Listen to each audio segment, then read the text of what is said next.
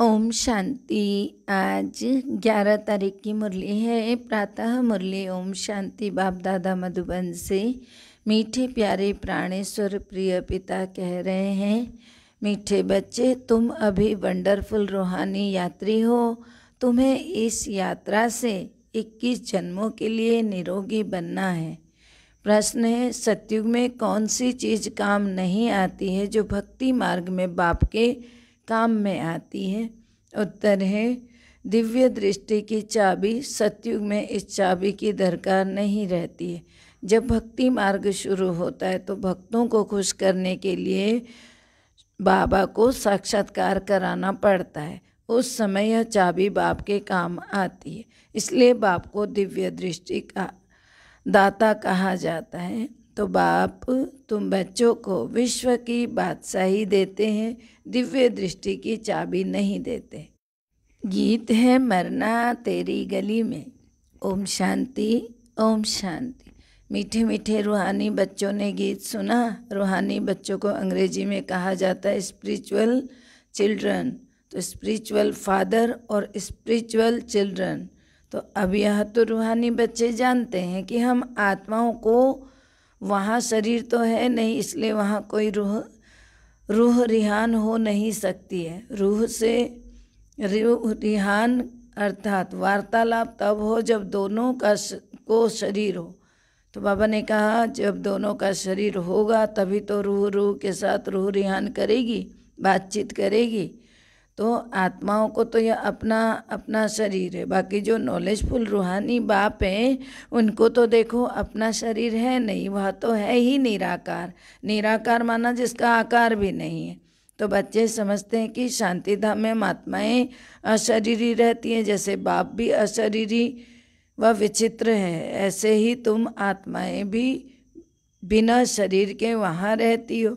तो बाबा कहते हैं समझने की बातें हैं।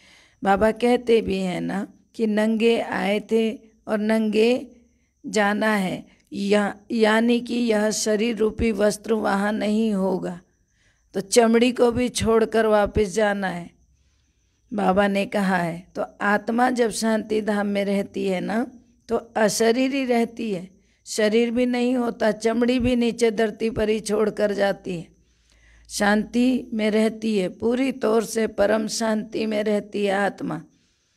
वहाँ कोई शोर शराबा नहीं, वहाँ कोई तन का झंझट नहीं। अब रूहानी बाप यह नॉलेज दे रहे हैं, जब शांति धाम में रहती है आत्मा तो अशरीरी है। तो बाबा कहते हैं कि सारी दुनिया में तो रूहानी बाप और कोई है ही नहीं, और सभी तो क्या है, जिस्मानी बाप है। रूहानी बाप खुद कहते हैं मैं अशरीरी हूँ। बात करने समय शरीर का आधार लेना पड़ता है। तो वो कौन सा शरीर है जिसका आधार शिव बाबा लेते हैं? हर एक को मालूम होना चाहिए कि वह सिर्फ ब्रह्मा का मुख इस्तेमाल करते हैं, बाकी अन्य का मुख इस्तेमाल नहीं करते हैं बाबा।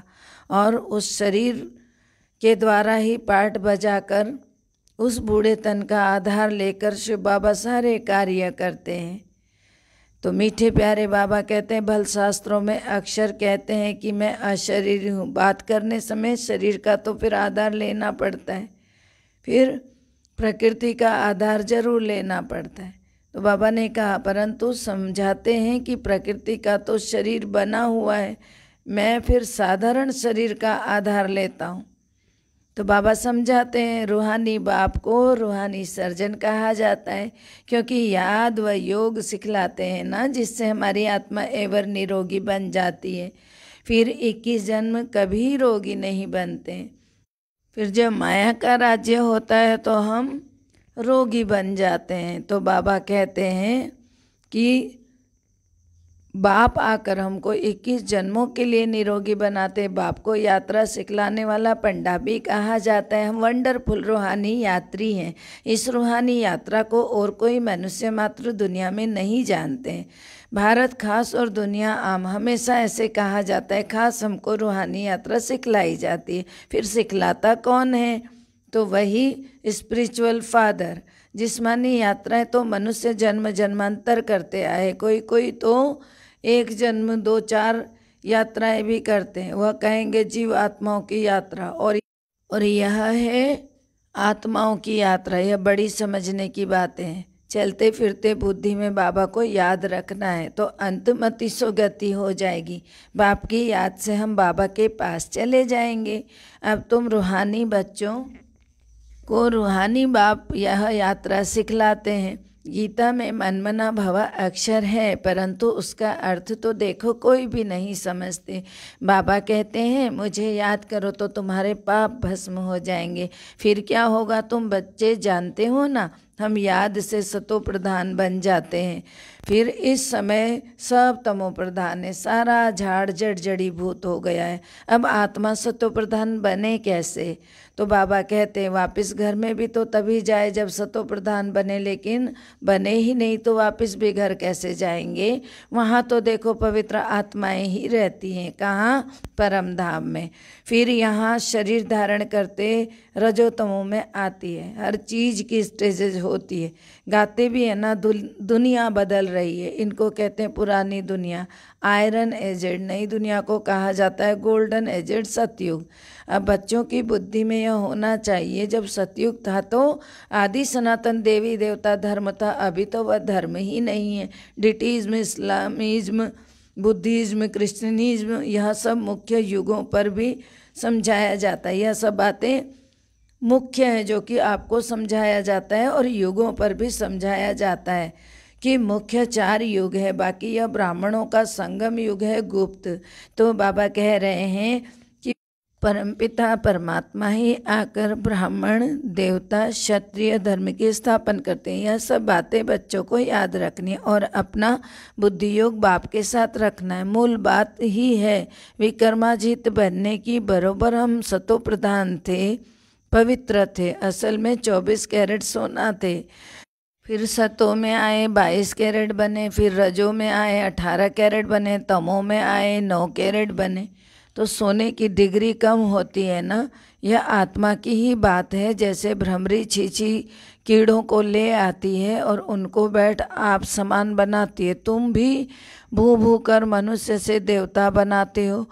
भ्रमरी का ले आकर घर में एकांत में बिठाती है। उनमें भी देखो कितना अक्ल है। तुम्हारी आत्मा में भी ड्रामा अनुसार पाठ नोधा हुआ है।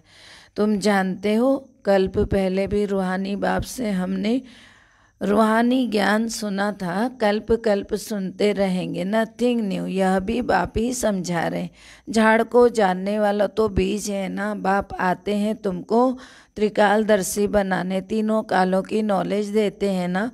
तुमको जीते जी एडॉप्ट करते हैं, जैसे कन्या को भी जीते जी एडॉप्ट करते हैं ना। यह हमारी स्त्री है कहते हैं, तो पति कन्या को एडॉप्ट करके अपनी स्त्री बनाते हैं। तो अब प्रजापिता ब्रह्मा की स्त्री तो है नहीं, तो बाबा कहते हैं तो यह एडॉप्ट होते हैं। परमपिता परमात्मा ब्रह्मा द्वारा एडॉप्ट करते हैं। तुम भी कहते हो नहीं हमारा बाबा है। परमपिता परमात्मा बाप भी कहते हैं तुम मेरे बच्चे हो। वह भी शिव बाबा भी है रूहानी। तो बाबा ने कहा प्रजापिता ब्रह्मा दादा है जिस्मानी, तो रूहानी बाप जब तक शरीर में ना आए तो नॉलेज भी कैसे सुनाए। परमपिता परमात्मा को तो नॉलेजफुल कहा जाता है। कोई भी प्रकार की नॉलेज हमेशा आत्मा में ही रहती है। जिस्मानी नॉलेज भी आत्मा ही पढ़ती है ना, परंतु तमो प्रधान होने के कारण आत्म अभिमान कोई को रहता नहीं है। तो बाबा कहते हैं आत्म अभिमानी तुम अभी बनते हो, तो सत्युग में यह बातें नहीं समझाई जाएंगी। इस समय बाप कहते हैं तुम अपने को आत्मा समझकर बाप को याद करो, क्योंकि पापों का बोझा इस समय सिर पर है, उसको उतारना है। बाप को बुलाते भी इस समय है कि आकर हम पतितों को पावन बनाओ। आत्मा ही इम्प्योर तमो प्रधान बनी है, इसीलिए बाप को याद करती है। भक्ति कोई भी नहीं जानते। परम पिता परमात्मा कोई बिंदी है, बिंदी का तो मंदिर बना ना सके। बाबा कहते हैं शोभा ही नहीं होगी। एक तो लिंग बनाते हैं, फिर साक्षात्कार के लिए कहते हैं हजारों सूर्यों से भी ज़्यादा तेजोमय है। तो क्या लिंग इतना तेजोमय है? जैसे अर्जुन के लिए दिखाया ना, उसको साक्षात्कार हुआ, बोला तेजोमय रूप का साक्षात्कार हुआ। तो कहा जाता है ना, तेज सहन नहीं कर सकते, ऐसे बोला।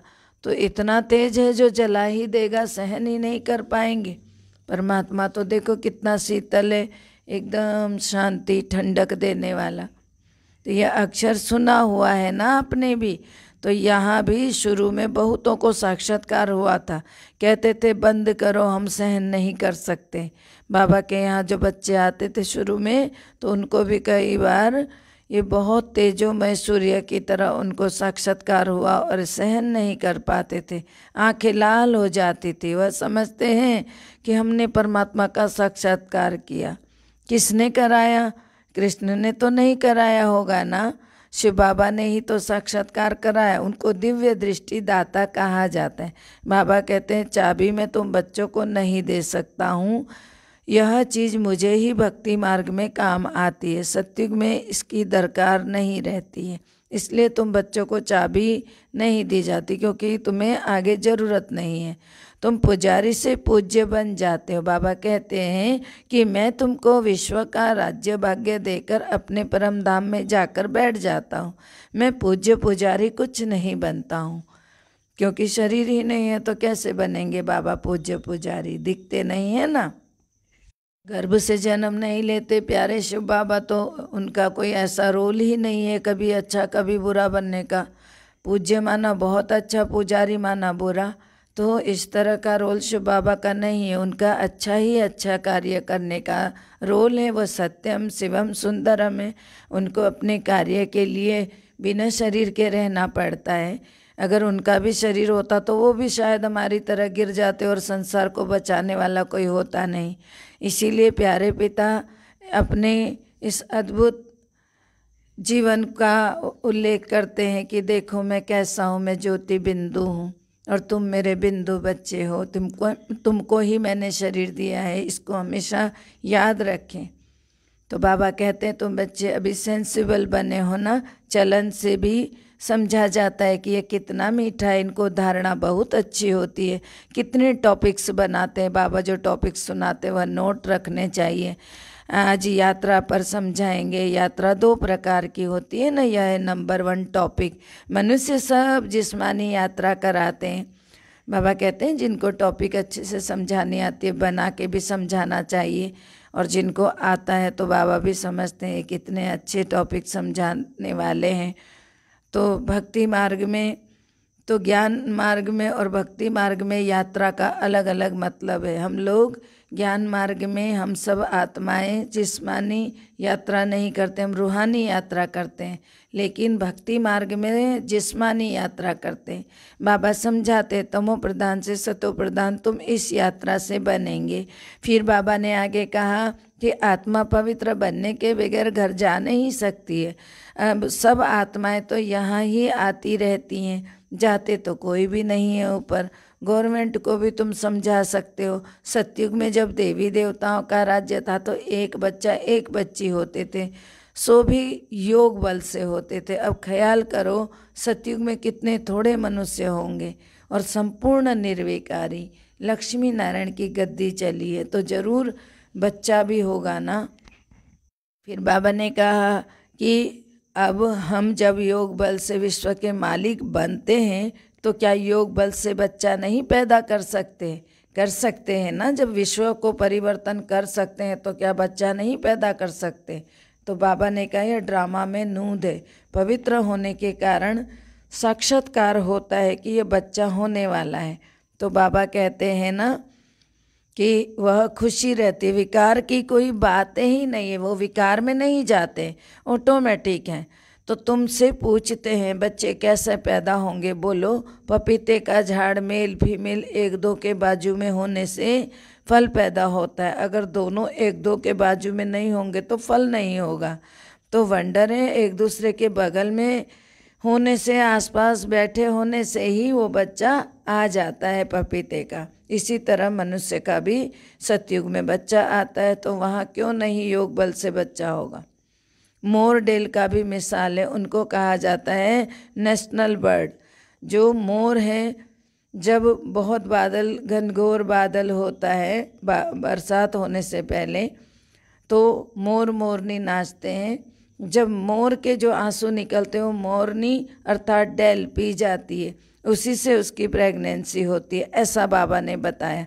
प्रेम के आंसू से गर्भ हो जाता है, यह विकार नहीं हुआ ना। यह भारत शिवालय था, शिव बाबा ने बनाया था, तो इसीलिए देखो मोर पक्षी आज तक पूजा जाता है। लेकिन ये मनुष्य एक ऐसा है जो ऐसा, शिव बाबा ने जो इतना बड़ा शिवालय, इतना सुंदर जीवन बनाया था, आज हमने क्या बना दिया, वैश्यालय बनाया रावण ने। हमारे अंदर रावण की प्रवेशता हो गई, यह भी किसी को पता नहीं। शिव जयंती तो मनाते ना, रावण जयंती कहाँ है बताओ, कौन मनाता है रावण जयंती? रावण का तो किसी को भी पता नहीं, उसको बनाकर फिर दशहरे के दिन मार डालते हैं। तुम बच्चे जानते हो रावण 5 विकारों को इन पटाखों आदि से नहीं जलाना है। तो बाबा कहते हैं योग बल से उन पर विजय पानी है, उनको योग अग्नि से जलाना है, ना कि पटाखों से जलाया जाता है। जो योग बाबा ही आकर सिखाते हैं, तुम्हें वो योग नहीं आता है, इसलिए मुझे आना पड़ता है। कहते हैं योगी भव होली भव, माना योगी भव पवित्र भव।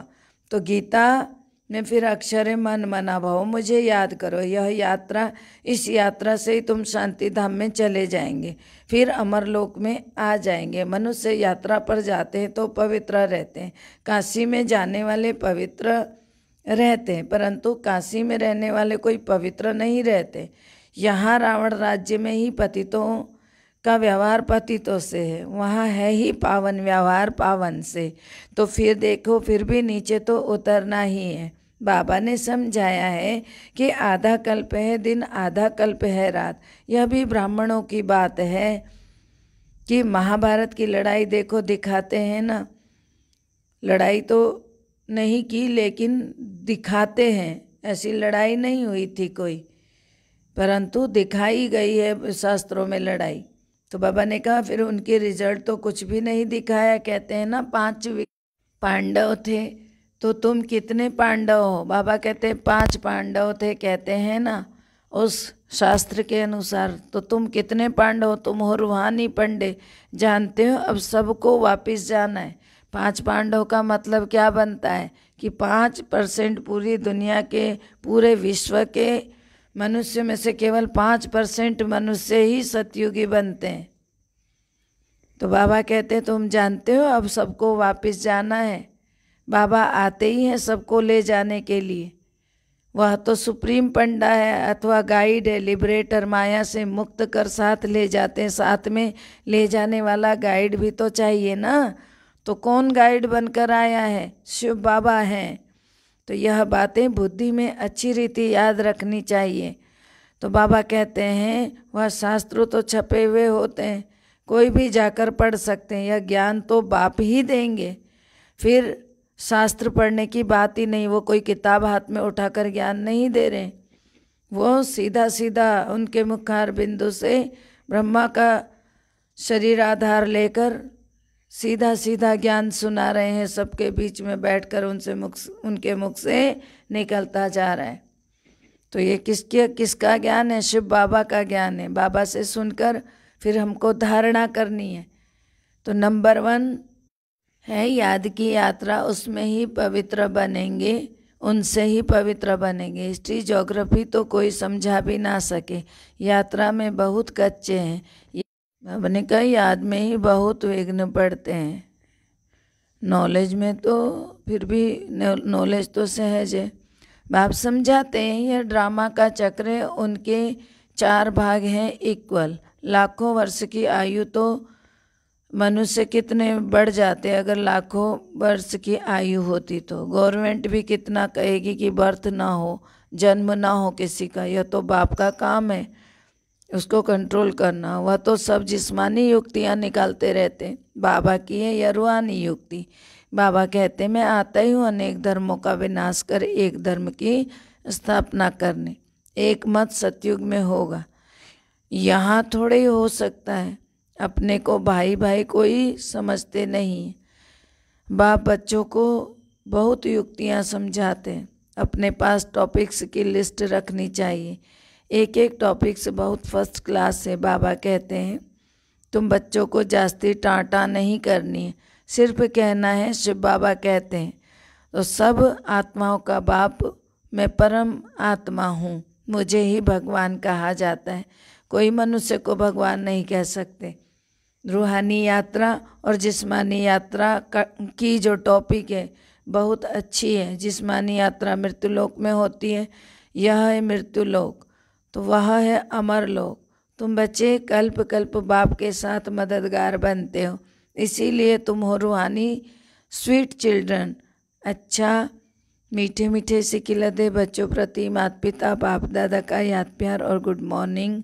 रूहानी बाप की रूहानी बच्चों को नमस्ते। हम रूहानी बच्चों की रूहानी बाप दादा को दिल व जान से सिकवा प्रेम से याद प्यार नमस्ते good morning diamond morning Om Shanti. शुक्रिया मीठे प्यारे बाबा, शुक्रिया। धारणा के लिए मुख्य सार है, पहला है खुद सेंसिबल बनकर दूसरों को भी बनाना है। अपनी चलन बहुत रॉयल और मीठी रखनी है। खुद सेंसिबल बनकर दूसरों को भी बनाना है, अपनी चलन बहुत रॉयल और मीठी रखनी है। दूसरा है रूहानी यात्रा पर तत्पर रहना है। अपने पास अच्छी टॉपिक्स नोट रखनी है। एक एक टॉपिक पर विचार सागर मंथन करना है। वरदान है अंतर स्वरूप में स्थित रह अपने व बाप के गुप्त रूप को प्रत्यक्ष करने वाले सच्चे स्नेही भव। अंतर स्वरूप में स्थित रहे अपने व बाप के गुप्त रूप को प्रत्यक्ष करने वाले सच्चे स्नेही भव। जो बच्चे सदा अंतर की स्थिति में अथवा अंतर स्वरूप में स्थित रहे अंतर्मुखी रहते हैं, वे कभी किसी बात में लिप्त नहीं हो सकते। पुरानी दुनिया, संबंध, संपत्ति, पदार्थ जो अल्पकाल और दिखावा मात्र है, उनसे धोखा नहीं खा सकते। अंतर स्वरूप की स्थिति में रहने से स्वयं का शक्ति स्वरूप जो गुप्त है वह प्रत्यक्ष हो जाता है और इसी स्वरूप से बाप की प्रत्यक्षता होती है। तो ऐसे श्रेष्ठ कर्तव्य करने वाले ही सच्चे स्नेही हैं। स्लोगन है निश्चय और जन्म सिद्ध अधिकार की शान में रहो तो परेशान नहीं होंगे। बहुत सुंदर स्लोगन है। निश्चय अर्थात विश्वास, विश्वास और जन्म सिद्ध अधिकार की शान में रहो तो परेशान नहीं होंगे। ओम शांति। सबका भला हो, सब सुख पाए, सब परमात्मा से जुड़ जाए। सबका भला हो, सब सुख पाए, सब परमात्मा से जुड़ जाए। सबका भला हो, सब सुख पाए, सब परमात्मा से जुड़ जाए। ओम शांति।